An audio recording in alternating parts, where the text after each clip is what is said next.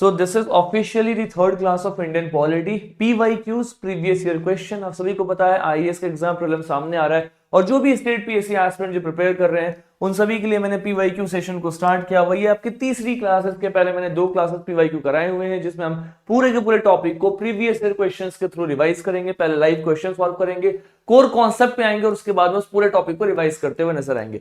ठीक है, जो भी एस्पिरेंट पहली बार आए इस चैनल पे, let me tell this to all of you, मैंने ऑलरेडी पूरी पॉलिटी 25 क्लासेस में पढ़ाया हुआ है जो कि आपको प्लेलिस्ट में दिख जाएगा, कंप्लीट पॉलिटी इन 25 क्लासेस, जिसमें हजारों एस्पिरेंट्स ने पूरी पॉलिटी को कवर अप किया। अगर आप पहली बार आए you can definitely go and check out this particular video, that particular series, जहां से आपके पॉलिटी के कॉन्सेप्ट्स रिवाइज होंगे। और अगर आपने पढ़ा हुआ है पॉलिटी कहीं भी, कैसे भी, किसी भी जगह से, इन पर्टिकुलर सीरीज के थ्रू आप पीवाईक्यू लगा करके उसको और बेटर रिवाइज कर सकते हैं। So hi everyone, my name is Rupesh and I am founder of power IAS and let's get started with this session. ठीक है, चलो। तो सबसे पहले मैं आप सभी को पीवाईक्यू बताने से पहले थोड़ा सा एक बेसिक फ्रेमवर्क दे दूं कि एक्चुअली में पॉलिटी क्या है, प्रीएम्बल क्या है, कैसे इसको आगे लेके चलना है। I'll just take hardly 4 or 5 minutes. I'll break down the entire preamble in front of you. आप सभी के सामने preamble को बहुत ही स्मॉलर पार्ट्स में ब्रेक डाउन कर दूंगा, आपको याद करना बहुत इजी रहेगा इसके बाद में। ठीक है, चलो एक एक करके स्टार्ट करते हैं। सबसे पहले आपको दिखाई देगा we the people of India, right. ये जो प्रीएम्बल के बिगिनिंग लाइंस होते हैं ना, we the people of India, ये क्या बताता है? So that shows the source of authority.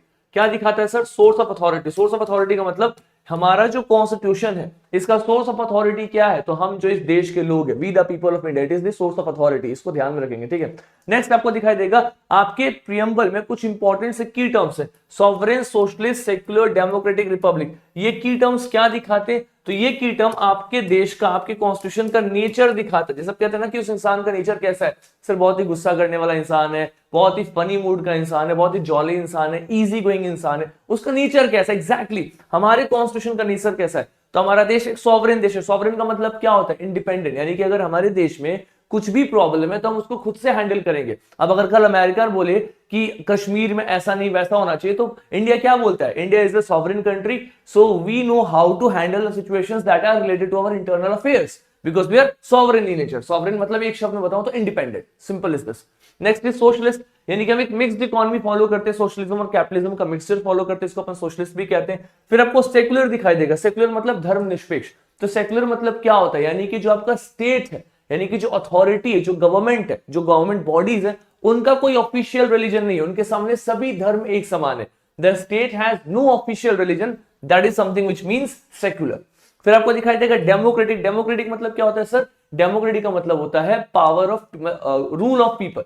लोग जो खुद से खुद को गवर्न करेंगे उसको अपन डेमोक्रेसी कहते हैं। और हमारे इंडिया में कैसा डेमोक्रेसी है sir? We have representative democracy. कहने का मतलब क्या है? हम अपने रिप्रेजेंटेटिव्स को चुनते हैं, वो इलेक्शन में जीत करके फिर पार्लियामेंट में, लेजिस्लेटिव असेंबली में बैठ करके अपने अपने प्रेसिडेंसीज को रिप्रेजेंट करते हैं। ठीक है, and the last is Republic. Republic का मतलब क्या होता है? इट मींस कि हमारे देश में जो सबसे बड़ा कॉन्स्टिट्यूशनल पोस्ट है, जो हेड ऑफ स्टेट है, कौन है? राष्ट्रपति महोदय, उनका इलेक्शन होता है। That is something which we call is the republic. Republic का मतलब होता है सर कि the head of state is elected, जो कि आपके प्रेसिडेंट साहब है। तो आपको ये जो 5 टर्म्स दिखाई दिए, फटाफट बताएंगे क्या है सर? ये आपके कॉन्स्टिट्यूशन के नेचर को दिखाता है कि हमारा देश कैसा है, कंट्री का नेचर दिखा रहा है। इसी में आपको एक और चीज बता दूं, हमने 42nd जो कॉन्स्टिट्यूशन अमेंडमेंट एक्ट किया, मतलब हमारे प्रीएम्बल में हमने एक बार संशोधन किया है, वो था 42nd एक्ट, 42nd अमेंडमेंट। मतलब only once we have amended the preamble, that was 42nd amendment of 1976। This was in the year of 1976 we had amended the preamble and in this particular amendment we have added 3 terms. हमने 3 शब्दों को इस amendment में add किया है। कौन कौन से 3 शब्द है सर? तो एक है सोशलिस्ट, एक है सेक्युलर और एक है इंटीग्रिटी, राइट। यानी कि 1976 में हमारे प्रीएम्बल में ये 3 शब्द देखने को मिलते हैं। अब यूपीएससी ने एक बार क्वेश्चन पूछा 2021 में कि 1950 में हमारा प्रीएम्बल का स्टेटस क्या था। तो सर 1950 में हम अपने प्रीएम्बल के बारे में कहते थे कि हमारा जो प्रीएम्बल है, it is a sovereign, it is a democratic, it is a republic. क्योंकि उस टाइम पे सर सोशलिस्ट और सेक्युलर ऐसे वर्ड्स एडेड नहीं थे, ये वर्ड बाद में जुड़े। कब जुड़े सर? प्रिसाइजली 1976 में जुड़ते हुए नजर आते हैं, that is from the 42nd amendment. तो ऐसे क्वेश्चंस आपसे पूछे जाते हैं। फिर आपको दिखाई देगा कुछ इंपॉर्टेंट से terms, for example justice, liberty, equality and fraternity. ये टर्म्स बेसिकली बताते हैं कि हमारे कॉन्स्टिट्यूशन का ऑब्जेक्टिव क्या है, क्या अचीव करना चाहते हैं। तो सोसाइटी में जस्टिस मिले, लिबर्टी, इक्वालिटी, फ्रेटर्निटी लोगों को मिलना चाहिए। अब इसमें क्वेश्चन आता है सर कि जस्टिस कितने प्रकार का दिया हुआ है? 3 प्रकार का। कौन कौन सा? Social, economic, political. लिबर्टी कितने प्रकार का दिया हुआ है कॉन्स्टिट्यूशन में? 5 प्रकार का। कौन कौन सा? Thought, expression, faith, belief, worship. ऐसे सारे टर्म्स को अपने को ध्यान में रखना, they are important, extremely important. आज मैं आपको प्रीएम्बल पे इन्हीं टर्म्स के ऊपर मैं बहुत सारे क्वेश्चन दिखाऊंगा जो आईएएस के एग्जाम में रिसेंट ईयर में पूछे गए और स्टेट पीएससी में भी रिसेंट ईयर में ये क्वेश्चन आते हुए आपको नजर आते हुए दिखाई देंगे। नेक्स्ट आपको दिखाई देगा आपके प्रीएम्बल में एक डेट मेंशन किया गया, दैट इज 26 नवंबर 1949। ये वो दिन है जिस दिन हमने अपने कॉन्स्टिट्यूशन को एडॉप्ट किया था। इस चीज को समझो, हमारा संविधान 26 नवंबर 1949 को बन के रेडी हो गया था। हमने अपने कॉन्स्टिट्यूशन को इस दिन एडॉप्ट किया है। एक होता है डेट ऑफ एडॉप्शन और एक होता है date of enactment. Date of enactment का मतलब डेट ऑफ एडॉप्शन, और एक होता है डेट ऑफ इन्फोर्समेंट। इन्फोर्समेंट मतलब हमने अपने संविधान को पूरे देश में कब लागू किया। तो सर हमने पूरे देश में संविधान को लागू किया 26 जनवरी 1950। तो इसलिए हम क्या कहते हैं sir, we say that 26 of January is the republic day. क्या बोलते हैं इसको, रिपब्लिक डे कहते हैं। लेकिन 26 नवंबर को आपका कॉन्स्टिट्यूशन रेडी हो चुका था, हमने इस कॉन्स्टिट्यूशन को एक्सेप्ट कर लिया था, इसीलिए हर साल 26 नवंबर को हम क्या बनाते हैं, कॉन्स्टिट्यूशन डे के रूप में सेलिब्रेट करते हैं 26 नवंबर। तो बच्चे कंफ्यूज होते हैं, what is the difference between date of adoption and date of enforcement. Date of adoption मतलब हमने कॉन्स्टिट्यूशन को एडॉप्ट किया, डेट ऑफ इन्फोर्समेंट मतलब हमने पूरे देश में इन्फोर्स कर दिया, बस। This is what is the preamble. इस तरीके से हमने अपने प्रीएम्बल को 4 अलग डायमेंशन में ब्रेक डाउन किया। Dimension number 1 says with the people of India, dimension 2 says the nature of Indian state, dimension 3 says the objective that the constitution want to achieve, and dimension 4 says the date on which we adopted our constitution. If you guys know these 4 dimensions, you are ready to solve this question from preamble. Also, हमारे preamble में एक amendment हुआ है, 42nd amendment, 3 शब्दों को add किया गया, socialist, secular और इंटीग्रिटी। और हमारा जो प्रीएम्बल है that is a part of Indian constitution, ये केशवानंद भारती केस में बोल दिया गया था। तो आई थिंक ये भी आप सभी को पता होगा। अब इसके बाद में we guys are good to go for the PYQs. चलो स्टार्ट करते हैं, एक एक करके क्वेश्चन देखेंगे एंड फटाफट will try to solve this question, ठीक है। The first question in front of you is this. देखो वही क्वेश्चन है जो सबसे पहला क्वेश्चन मैंने आपको भी जस्ट समझाया था कि आखिरकार में आपकी कॉन्स्टिट्यूशन में है ना क्या लिखा हुआ है, 26 जनवरी 1950 को हमारा एग्जैक्ट कॉन्स्टिट्यूशनल स्टेटस क्या था। अब ये यूपीएससी में पूछा है 2021 में, क्या था। तो सर वो जो 3 शब्द जोड़े गए हैं, कौन कौन से शब्द, सोशलिस्ट, सेक्युलर और इंटीग्रिटी, आप इन तीनों को हटा दो। तो आप ऑप्शन में देखो, राइट, सॉवरेन था, सोशलिस्ट नहीं, सोशलिस्ट तो बाद में ऐड हुआ है, तो ये तो उस वक्त नहीं था, 1950 में नहीं था। सॉवरेन, सेक्युलर, सेक्युलर भी ऐड हुआ है 42nd में, 1950 में ये भी नहीं था। ये 2 शब्द तो थे नहीं, सोशलिस्ट और सेक्युलर, है ना। Sovereign democratic republic, this is the right answer, option B is the right answer. तो अल्टीमेटली एग्जामिनर क्या पूछ रहा है, ultimately the examiner is trying to understand whether you know or not what is the 42nd amendment done in the preamble of India। आपको क्या पता है कि 42वें संशोधन से हमने अपने प्रियम्बल में, प्रस्तावना में क्या बदलाव किया। अगर आपको बस इतना पता है, you are good to go for this question, you know the answer of this particular question. ऐसे क्वेश्चन आईएएस के एग्जाम में पूछे जाते हैं, है ना। देखो क्या है, 2020 में पूछा हुआ है, the preamble to the constitution of India is, जो हमारे कॉन्स्टिट्यूशन में जो प्रियम्बल है ये क्या है, is it a part of constitution. सही बात है सर, पार्ट ऑफ कॉन्स्टिट्यूशन है, but has no legal effect. देखो बात तो सही है, प्रियम्बल का कोई लीगल इफेक्ट तो नहीं है, मोटा मोटी सही लग रहा है। आगे देखो क्या लिखा हुआ है, not a part of constitution, काट दो, प्रियम्बल हमारे संविधान का हिस्सा है, दिस इज ट्रू। नेक्स्ट है, it is the part of constitution and has the same legal effect as any other part. ये सोचो क्या बोल रहा है, ये कह रहा है कि प्रियम्बल हमारे कॉन्स्टिट्यूशन का पार्ट है और हमारे प्रियम्बल का सेम लीगल इफेक्ट है जैसे अदर पार्ट्स के हैं। अब अदर पार्ट्स मतलब अगर मैं अपने कॉन्स्टिट्यूशन के पार्ट 3 के बारे में बताऊं, तो part 3 of Indian constitution talks about fundamental right. अब सोचो इस चीज को, फंडामेंटल राइट का लीगल इफेक्ट ज्यादा है, because fundamental right is something which is legally enforceable ना। तो फंडामेंटल राइट का लीगल इफेक्ट ज्यादा होगा, कम होगा सर, फंडामेंटल राइट का लीगल इफेक्ट ज्यादा है। तो अगर फंडामेंटल राइट का लीगल इफेक्ट ज्यादा है, जरूरी थोड़ी है कि प्रियम्बल भी उतना ही लीगल इफेक्ट हो। अगर मैं नॉर्मल भी कंपेयर करूं, पार्ट 3 में फंडामेंटल राइट है, पार्ट 4 में डीपीएसपी है। अब मैं बोलूं क्या कि पार्ट 3 और पार्ट 4 दोनों का लीगल इफेक्ट सेम है, सही बात है, गलत है। दोनों का लीगल इफेक्ट कैसे सेम है, एक इन्फोर्सेबल है, एक नॉट इन्फोर्सेबल है, एक जस्टिशिएबल, एक नॉट जस्टिशिएबल है। तो फिर प्रियम्बल का लीगल इफेक्ट कहां से सेम हो जाएगा। लॉजिकल चीज है, बस दिमाग लगाना है, कॉन्सेप्ट्स को सोचना है, and you will land to the right answer. तो आपका ये वाला ऑप्शन गलत हो गया। नेक्स्ट देखो क्या लिखा हुआ है, अ पार्ट ऑफ कॉन्स्टिट्यूशन, ये बात तो सही है ना, but has no legal effect, यहां तक तो ये भी सही था, no legal effect independently on other part. अब ये इंपॉर्टेंट है, इंडिपेंडेंटली जो आपका प्रियम्बल है इसका इंपैक्ट किसी भी पार्ट पे नहीं है। मतलब ऐसा नहीं है कि यार ये चीज ना देखो प्रियम्बल में मेंशन किया हुआ लेकिन आप फॉलो नहीं कर रहे हो तो इसका लीगल इफेक्ट पड़ेगा, ऐसा कुछ भी नहीं है। प्रियम्बल का इंडिपेंडेंट लीगल इफेक्ट नहीं है, बिकॉज अल्टीमेटली प्रियम्बल आप पूरी तरीके से देखो तो हमारे कॉन्स्टिट्यूशन का समरी है, उसमें जितनी भी टर्म्स है हमारे कॉन्स्टिट्यूशन में अलग अलग चैप्टर्स में पार्ट्स में एक्सप्लेन किए गए। So preamble has no legal effect independently on other parts. So option D is the right answer, है ना। ए और डी में बच्चे कंफ्यूज हो सकते हैं, बी और सी तो आप फटाफट कट करोगे, otherwise will go to the wrong answer. Next है सर 2019 बच्चे, देखो 2019 20 21 में पूछा, इधर रिसेंट ईयर में क्वेश्चन नहीं है, हो सकता है 26 में क्वेश्चन आ जाए, है ना, पॉलिटी में प्रियम्बल के ऊपर में, बहुत इंपॉर्टेंट है। नेक्स्ट क्वेश्चन क्या है sir, in the context of polity which of the following would you accept as the most appropriate definition of liberty. Liberty का एप्रोप्रिएट डेफिनेशन क्या है, व्हाट इज लिबर्टी? बहुत ही सिंपल है। पहले तो ये सोचो सर प्रियम्बल में लिबर्टी मेंशन है, जी हाँ, प्रियम्बल में सर 5 प्रकार का लिबर्टी मेंशन है। कौन कौन सा है?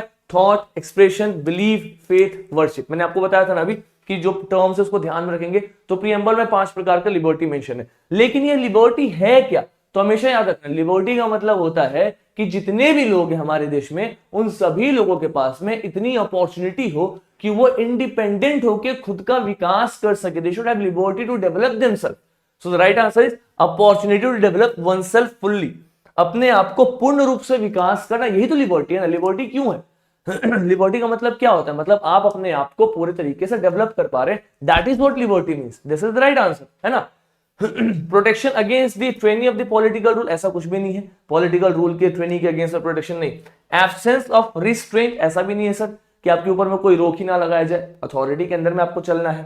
Opportunity to do whatever one like, आपको जो मन करना है करो, है ना। आप किसी के घर में जाकर के पटाखे फोड़ दो, है ना, जो मन करना है करो, तो वो भी तो नहीं है सर। तो opportunity to develop oneself fully, और बहुत बार प्रीलिम्स में जो सिमिलर लुकिंग ऑप्शंस होते हैं ना, उनमें से ही एक सही जवाब होता है। Lot of times we have seen this in UPSC exam. तो इसका क्या होगा सर? ऑप्शन डी होगा, है ना।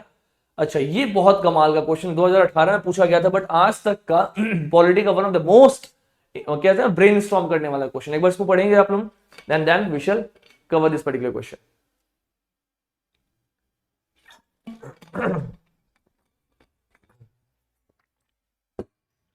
बेसिकली ये क्वेश्चन पूछ रहा है कि सर लॉ और लिबर्टी के बीच में सबसे एप्रोप्रिएट रिलेशन क्या है, which is the most appropriate relation between law and liberty.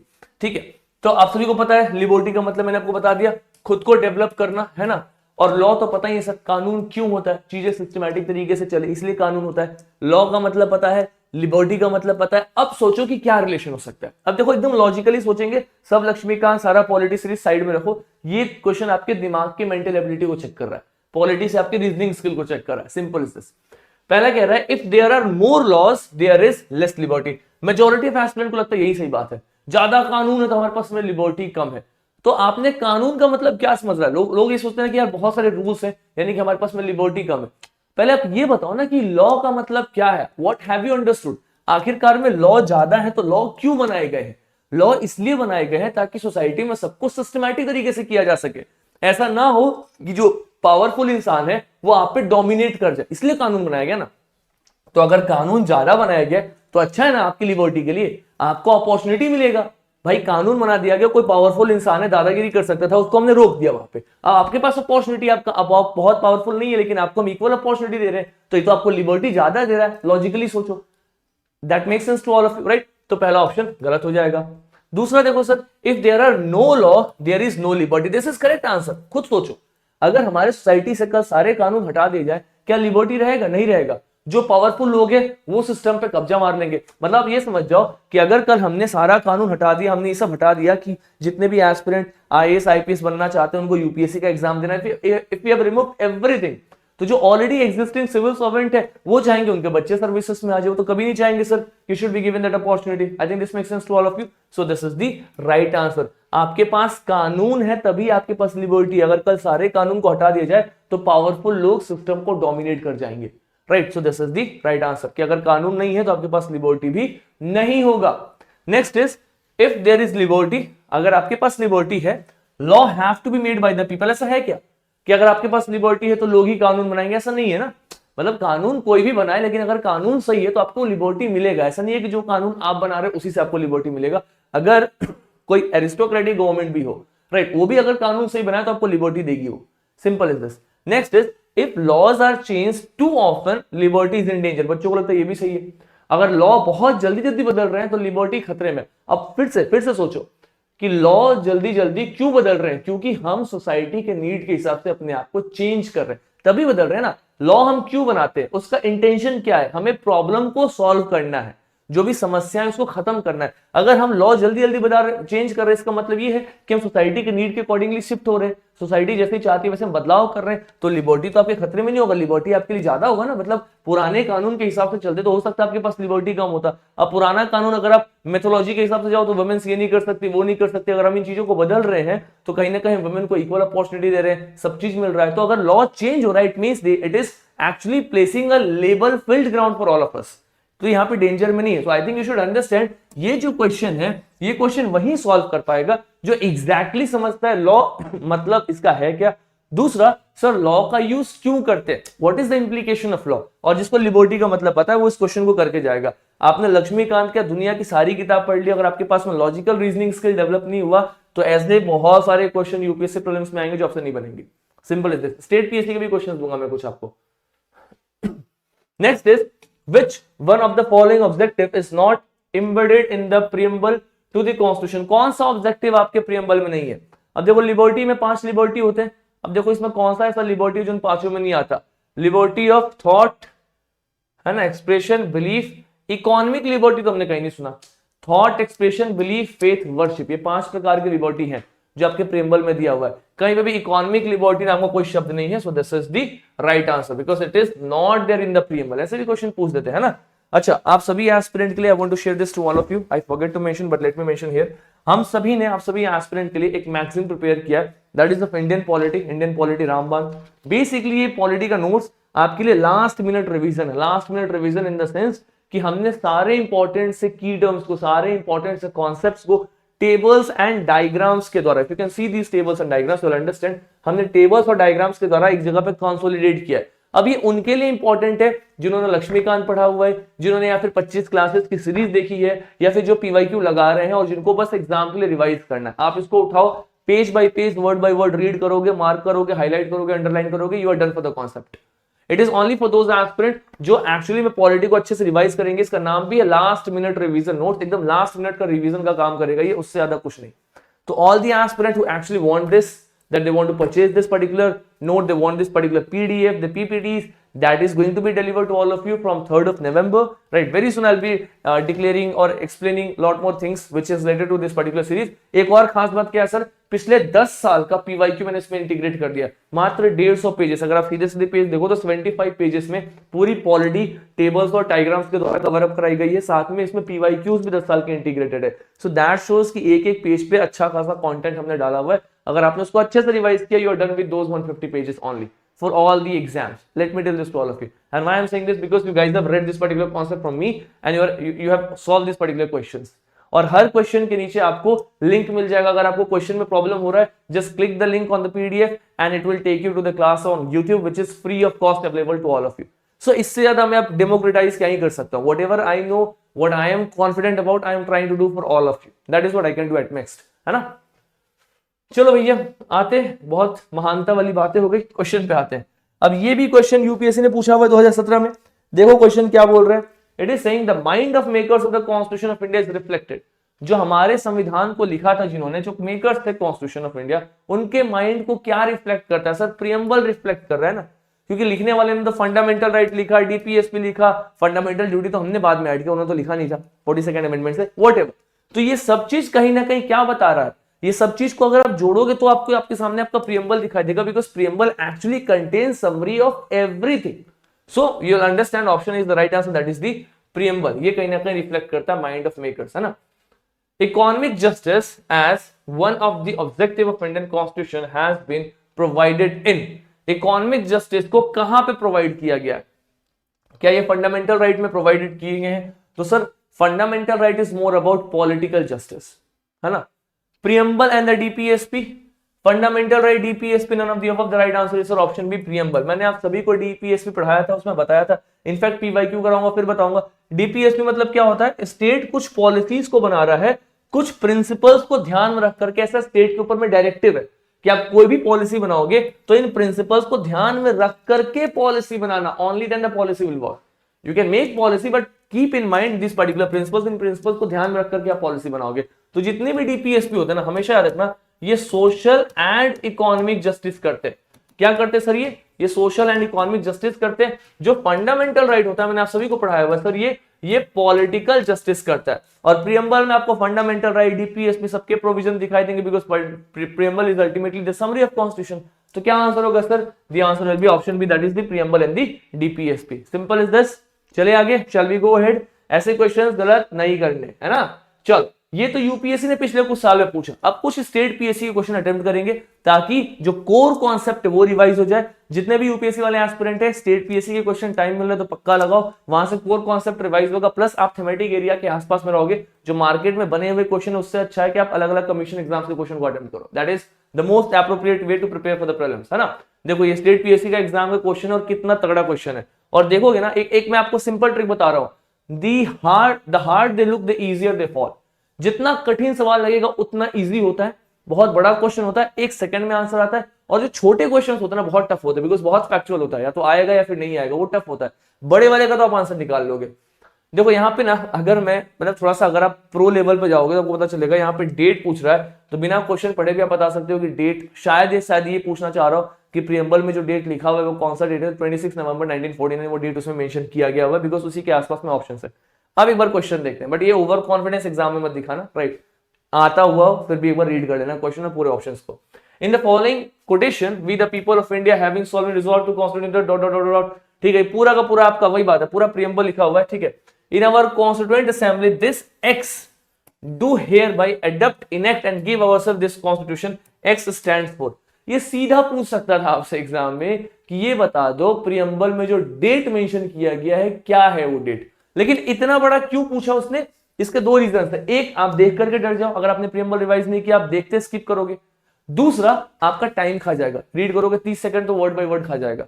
तो आपको स्टार्टिंग का 2 लाइन पढ़ना है, नीचे ये देखना है, डेट देखना है, समझ में आ गया क्या पूछ रहा है? डेट पूछ रहा है। डेट पूछा मतलब 10 सेकंड में क्लिक करो, आगे बढ़ो। 26 नवंबर 1949, 26 डे ऑफ नवंबर 1949। और इसीलिए हर साल 26 नवंबर को हम क्या बोलते हैं? हम इसको सेलिब्रेट करते हैं sir, constitution day. Constitution day हर साल कब होता है? 26 नवंबर को। और 26 नवंबर 1949 को हम क्या बोलते हैं? Date of adoption and enactment. मतलब हमने इसने अपने कॉन्स्टिट्यूशन को एडॉप्ट किया है, इनेक्ट किया है, माना है। इनफोर्स कब किया? 26 जनवरी, जिस दिन आप रिपब्लिक डे सेलिब्रेट करते हो। So that's a different day, है ना। तो ऐसे इन क्वेश्चंस को आराम से अटेम्प्ट करेंगे। नेक्स्ट है sir, Which of the following words have been added by 42nd amendment? बताने की आवश्यकता नहीं है कौन कौन से शब्दों को ऐड किया गया। मैंने आप सभी को बताया, प्रीलिम्स में भी हमने क्वेश्चन भी सॉल्व किया था, socialist, secular and sovereign. So 1, 3 and 4, I think ये सब इजी क्वेश्चंस है, you guys will not get this questions wrong, ठीक है। Consider the following and arrange these in chronological order. अब ये थोड़ा इंटरेस्टिंग सा क्वेश्चन लग रहा है, इसको थोड़ा क्रोनोलॉजिकल ऑर्डर में आपको अरेंज करना है। पहले आप ये बताओ 42nd अमेंडमेंट कब हुआ था? मुझे ये बता दो सर। 1976 में हुआ था। जिनको नहीं पता, बेसिक है, इतना तो हर इंसान को पता होना चाहिए, राइट। अगर आप यूपीएससी का कमीशन एग्जाम देख रहे हो तो इतना नहीं पता तो पाप है, कहीं ना कहीं तो पता होना ही चाहिए, है ना। दूसरा, इसको मैंने आप सभी को बताया, it's also called as mini constitution. क्या बोलते हैं हम इसको? मिनी कॉन्स्टिट्यूशन, लघु संविधान। बहुत सारे अमेंडमेंट्स किए गए। ये 1976 में होता है, तो ऑब्वियस सी बात है, अगर 42nd 1976 में हो रहा है तो 24 तो 42nd के पहले होगा, ये इसके पहले जाएगा। केशवानंद भारती केस 1973 में हो रहा है, तो कुछ ऐसा सीक्वेंस बन सकता है कि केशवानंद के बाद में 42nd अमेंडमेंट हो और उनके पहले इन दोनों में से कोई हो, यानी कि 2 और 4 साथ में दिखना चाहिए आपको। तो 2 और 4 करके आपको साथ में यहाँ पे 2 ऑप्शन दिखाई दे रहा है। अब आपको आएगा कि गोलकनाथ केस पहले था या फिर 24th अमेंडमेंट पहले था। तो Golaknath case is one of the most important case. जिन एस्पिरेंट्स को नहीं पता, हमेशा याद रखेंगे, गोलकनाथ केस ने कुछ मेजर चेंजेस इंपोर्ट किए हुए। तो एक बार मुझे फटाफट बताएंगे कमेंट बॉक्स में गोलकनाथ केस कब हुआ था, and you have to tell me इसका आंसर क्या जाएगा।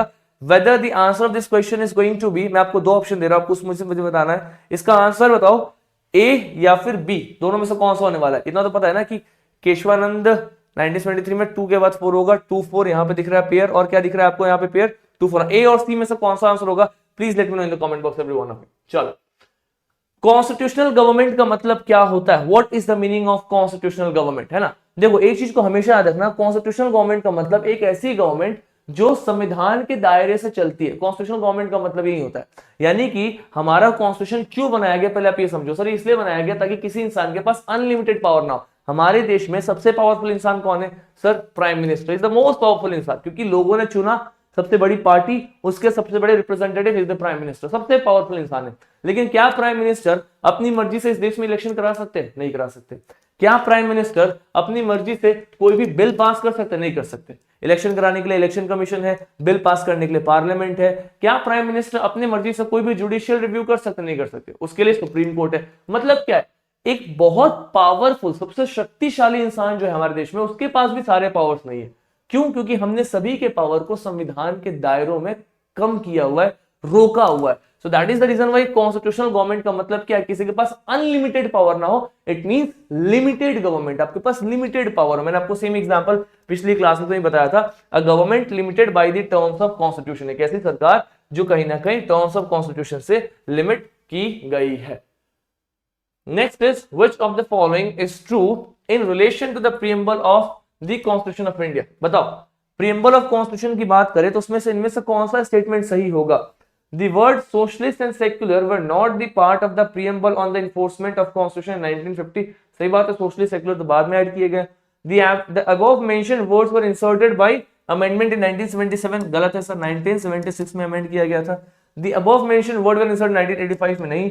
These two words were not part of the are not part, they are the part of preamble now. So option A is the right answer. तो option A देखते लग गया था कि सही है, बट एक बार सारे ऑप्शंस को जरूर पढ़ेंगे, बिकॉज अल्टीमेटली क्लैरिटी हमें कॉन्सेप्ट का उसी से मिलता हुआ नजर आएगा। In which part of Indian constitution has been describe as the soul of Indian constitution. याद रखना, सोल ऑफ इंडियन कॉन्स्टिट्यूशन हमने कहीं ना कहीं आपको पता चलेगा सर प्रीएम्बल को भी बोला हुआ है, मैंने यहाँ पे डाल दिया हुआ है, the preamble of constitution is called soul of Indian constitution. और के एम मुंशी साहब जो थे ड्राफ्टिंग कमेटी के मेंबर थे, इन्होंने बोला कि जो प्रीएम्बल है it is the horoscope of our sovereign democratic republic country, है ना, इसका हॉरोस्कोप है। सुभाष कश्यप उन्होंने मेंशन किया हुआ है कि if the constitution is the body then preamble is the soul. अगर कॉन्स्टिट्यूशन एक बॉडी है तो प्रीएम्बल सोल है, आत्मा है, right. Preamble is the foundation then constitution is a structure building on it, है ना। मतलब प्रीएम्बल अगर एक फाउंडेशन, एक बेस है प्रीएम्बल, तो संविधान उस बेस के ऊपर में बना हुआ चीज है। अच्छा, बेसिक से इंपॉर्टेंट चीज है तो हम भूल ही गए। प्रीएम्बल इवोल्यूशन कैसे होता है सर, तो ऑब्जेक्टिव रेजोल्यूशन के रूप में इवॉल्व होता है। कैसे इवॉल्व होता है, it starts like objective resolution, है ना। और ऑब्जेक्टिव रेजोल्यूशन को किसने इंट्रोड्यूस किया था, जवाहरलाल नेहरू जी ने इंट्रोड्यूस किया था। फटाफट बताएंगे कमेंट बॉक्स में किस डेट पे इंट्रोड्यूस किया गया था कॉन्स्टिट्यूएंट असेंबली में। कॉन्स्टिट्यूएंट असेंबली में किस डेट पे किया गया था, क्या ये 1948 में किया गया, 1947 में, 1946 में, 13 दिसंबर, 9 दिसंबर, 11 दिसंबर, फटाफट बताओ, इन्हीं में से कोई एक आंसर है, राइट। बी आर अम्बेडकर साहब ने बोला है the right to constitutional remedies as the heart and soul of constitution. यहाँ पे बच्चे कंफ्यूज होते हैं कि sir soul of Indian constitution तो आर्टिकल 32 को बोला गया, तो इस चीज को याद रखना, बी आर अम्बेडकर साहब ने आर्टिकल 32 को heart and soul of Indian constitution कहा गया है, right. So if the question is asked with respect to doctor Ambedkar, अगर प्रश्न ये पूछा जाए कि डॉक्टर अम्बेडकर ने किसको सोल ऑफ इंडियन कॉन्स्टिट्यूशन कहा है, तो आप बोलोगे सर आर्टिकल 32 को कहा है। लेकिन अगर इन जनरल बोला जाए कि अच्छा ये बताओ सोल ऑफ इंडियन कॉन्स्टिट्यूशन को किसे कहा जाता है, तो प्रीएम्बल को कहा जाता है। यहाँ पे हमने पढ़ा हुआ है कि इफ द बॉडी, क्या लिखा हुआ है, if the constitution is the body then preamble is the soul, है ना। तो यहाँ पे कंफ्यूजन हो जाता है बच्चों को, उनको लगता है कि अम्बेडकर साहब ने बोला, अम्बेडकर साहब ने बोला है आर्टिकल 32 को, लेकिन अगर क्वेश्चन में अम्बेडकर साहब का नाम जिक्र नहीं किया गया तो हम ऑप्शन में ऐसा लेकर के चलेंगे, इस पर कंफ्यूज नहीं होंगे, इसलिए मैंने यहाँ पे लिए सॉल्यूशन भी ऐड कर दिया। The next chapter, the next question is the ideals and objective outlined in the preamble of the Indian Constitution have been further elaborated in। मतलब जो भी आइडिया है, जो भी ऑब्जेक्टिव है, जो कि प्रियम्बल में आउटलाइन किया गया है, उसको फर्दर किस में इलाबोरेट किया गया, जो भी कुछ प्रियम्बल में दिया हुआ है। फंडामेंटल राइट में किया गया है, डीपीएसपी में किया गया हुआ है, DPSP, fundamental right, fundamental duty, nowhere else in the text of constitution, गलत, है ना। ऑप्शन सी के साथ जाओ, बिकॉज देखो जो भी कुछ आपके प्रियम्बल में कहीं ना कहीं पूरे कॉन्स्टिट्यूशन की समरी है, तो जितना ऑप्शन में नाम यहाँ पे ऐड कर देगा चैप्टर का ना, उतना सही होने का ऑप्शन ज्यादा चांसेस बनता जाएगा। बिकॉज अल्टीमेटली कॉन्स्टिट्यूशन एक जगह कन्फाइन नहीं है, बहुत सारे पार्ट्स है, 25 पार्ट्स है, 12 शेड्यूल्स है, तो जितने पार्ट्स को हिट कर जाए उतने पार्ट्स को आप ऐड करोगे, सभी का समरी है वो, है ना। ऑलराइट, देखो एक ये है question, consider the following statements, है ना, in regard to the preamble of constitution and select the correct one using the code given below. आपको सही जवाब को चुनना है जो नीचे कोड्स दिए गए। पहला बोल रहा है the objective resolution bye Jawaharlal Nehru finally becomes preamble. सही बात है सर, पहले तो इन्होंने दिया था। प्रीएम्बल जो है वो नॉन जस्टिशिएबल, ये बात भी सही है। प्रीएम्बल का वायलेशन हो रहा था, कोर्ट में तो नहीं जा सकते, नॉन जस्टिशिएबल, ये बात भी सही है। इट कांट बी अमेंडेड, ये गलत है। प्रीएम्बल आप अमेंड कर सकते हो provided it does not violet the basic structure doctrine. मैंने आप सभी को बताया था बेसिक स्ट्रक्चर डॉक्ट्रिन क्या था। ये एक ऐसा डॉक्ट्रिन है जो बताता है कि पार्लियामेंट जो मन करे संविधान में संशोधन करना, if parliament want to make any kind of amendment to the constitution the parliament can do that provided it does not amend the basic structure. मतलब हमारा जो कॉन्स्टिट्यूशन है उसका कुछ बहुत ही इंपॉर्टेंट से बेसिक स्ट्रक्चर है, अगर आपने उस बेस को अमेंड कर दिया ना, आपका पूरा कॉन्स्टिट्यूशन ही मीनिंगलेस हो जाएगा। मतलब अगर आपको एग्जांपल के रूप में बताऊं, हमारे कॉन्स्टिट्यूशन में एक टर्म है सर, हमने भी ऐड किया है सेक्युलर। अब सेक्युलर वर्ड कितना इंपॉर्टेंट है आप सोचो। सेक्युलर वर्ड का मतलब है कि हमारा पूरा देश हम सभी लोग को एक समान दे रहे हैं। अब कल गवर्नमेंट कह दे कि मैं सेक्युलर वर्ड को यहां से हटा दे रहे हैं, इसका मतलब क्या है? हो सकता है इंडिया हिंदू राष्ट्र हो जाए, हो सकता है इंडिया का इस्लामिक स्टेट हो जाए, कुछ भी हो सकता है ना। So that is the reason why अब ये सेक्युलर वर्ड क्या है? It is the basic structure doctrine, हमारे कॉन्स्टिट्यूशन का बेसिक स्ट्रक्चर का पार्ट है ये, इसको कभी भी प्रीएम्बल हटा नहीं सकती।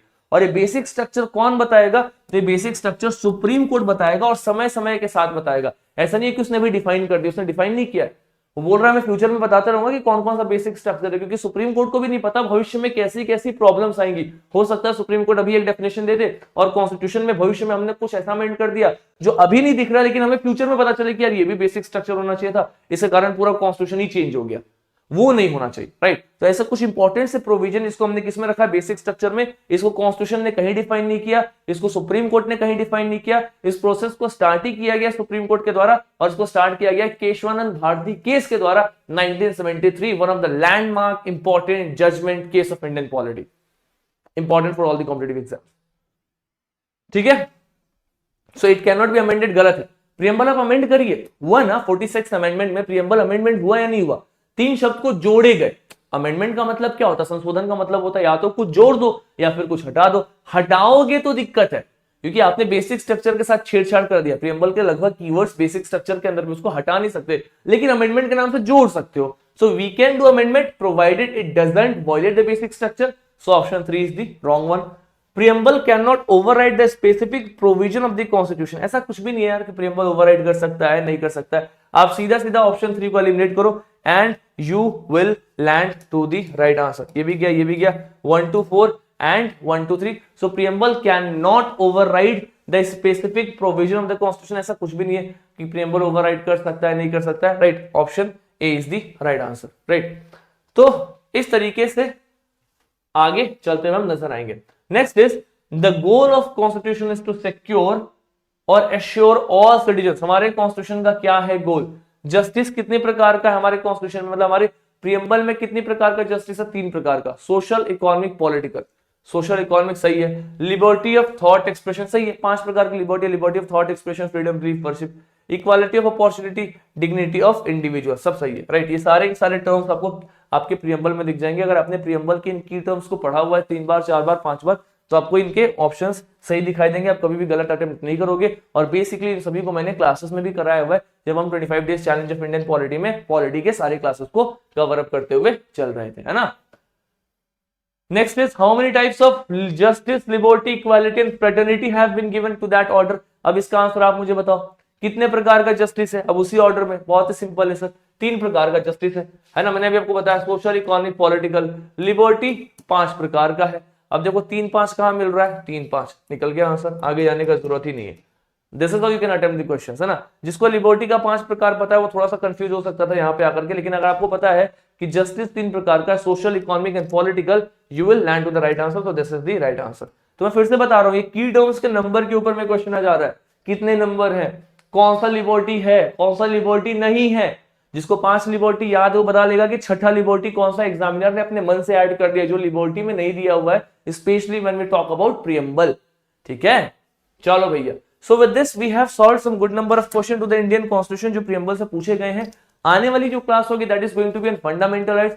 थोड़ी बड़ी क्लास हो सकती है बिकॉज बहुत सारे क्वेश्चन फंडामेंटल राइट से पूछे जाते हैं। आज की क्लास में थोड़ा सा गौर से गोलकनाथ केस को देख लेना, ईयर वियर देख लेना, वो फैक्चुअल है, everyone gets confused to that question, उसको अच्छे से देख करके उसका answer try to attempt at the end of the day, right. अगर नहीं है तो आप कमेंट बॉक्स में बताना, अगली वीडियो में जब मैं प्रीएम्बल करा रहा हूँ, फंडामेंटल राइट करा रहा हूँ, तो इस क्वेश्चन को फिर से करा दूंगा। That's not something to worry about, ठीक है।